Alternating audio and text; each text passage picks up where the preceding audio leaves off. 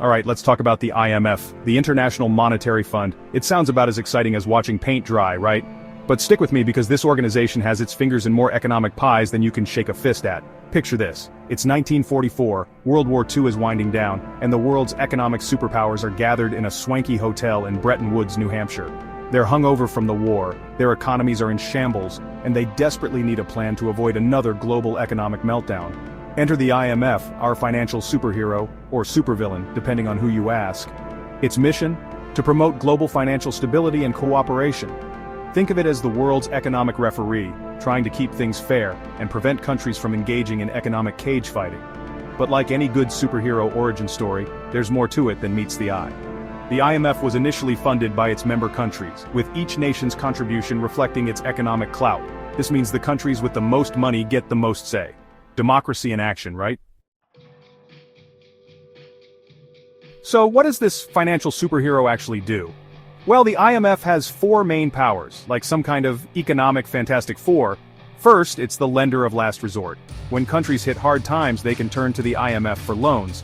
Think of it as a payday loan for nations, but with slightly less predatory interest rates, usually. Second, the IMF dispenses wisdom like a financial Yoda.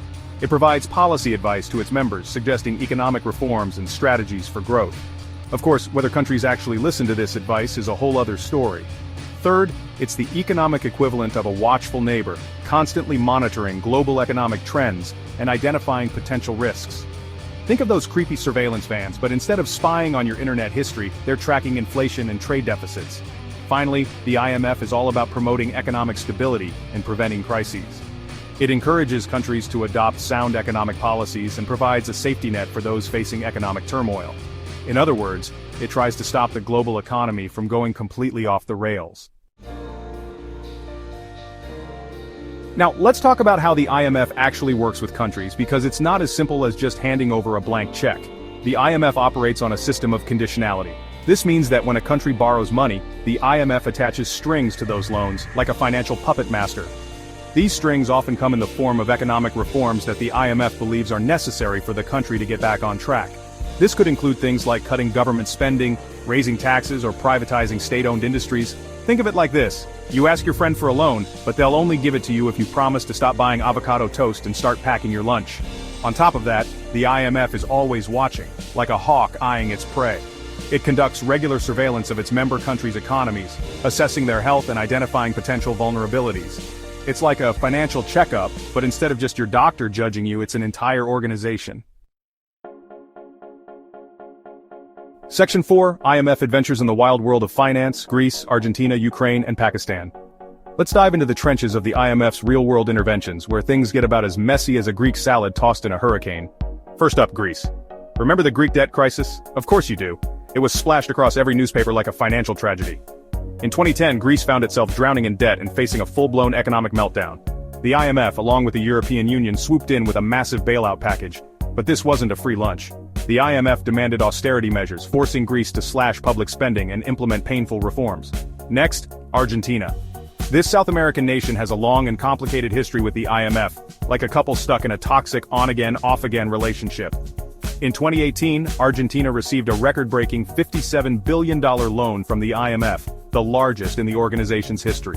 The loan came with a whole laundry list of conditions, including reducing government spending and tackling inflation. Then there's Ukraine. In 2014, following the Russian annexation of Crimea and the outbreak of conflict in eastern Ukraine, the country's economy went into a tailspin. The IMF stepped in with a $17 billion loan package, conditional on reforms aimed at stabilizing the economy and promoting growth. Again, those strings attached were tight. Finally, Pakistan. This South Asian nation has been a frequent borrower from the IMF, with its economy often teetering on the brink. In 2019, Pakistan secured a $6 billion loan from the IMF, with the aim of addressing its chronic economic imbalances and putting it on a path to sustainable growth. These examples illustrate the complex and often controversial role the IMF plays in the global economy. Section 5, the IMF, Under Fire, Heroes and Villains, in the Global Economy. Now let's address the elephant in the room. The IMF has been on the receiving end of more criticism than a reality TV star. One of the biggest criticisms is that its austerity measures, those lovely conditions attached to loans, often hit the poorest and most vulnerable the hardest. Imagine you're already struggling to make ends meet, And then the IMF comes along and tells your government to cut social programs and raise taxes. Not exactly a recipe for a good time. Critics argue that the IMF's policies often exacerbate inequality, benefiting the wealthy at the expense of the poor. They point to cases where IMF-mandated privatization has led to job losses, higher prices for essential services, and a decline in living standards for ordinary citizens. Then there's the issue of national sovereignty. Some critics argue that the IMF's conditions infringe on the right of countries to make their own economic decisions. They see the IMF as a tool of powerful nations imposing their will on weaker ones under the guise of economic assistance. The IMF has also been accused of having a one-size-fits-all approach to economic policy, applying the same solutions regardless of the specific circumstances of each country. This can lead to policies that are inappropriate or even counterproductive, exacerbating economic problems rather than solving them. So, is the IMF a hero or a villain? The answer, like most things in life, is complicated. Section 6. The future of money. Can the IMF handle climate change and Bitcoin?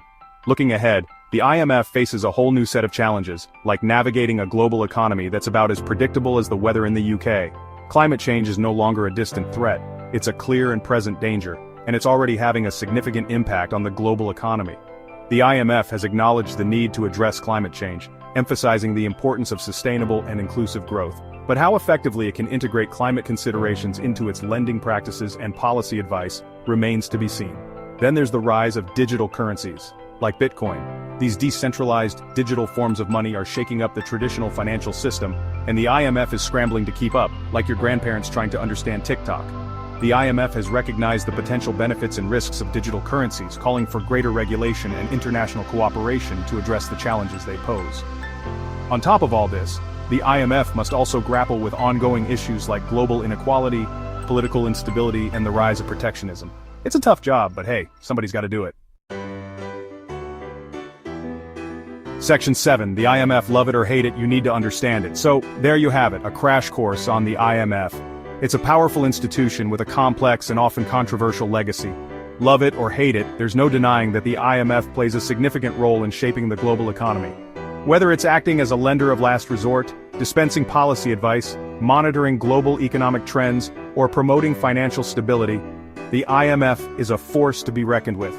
As we move forward in this increasingly interconnected and rapidly changing world, the IMF's role is only going to become more important. So, next time you hear about the IMF in the news, remember this. It's not just about boring economic jargon, it's about the lives and livelihoods of people all over the world.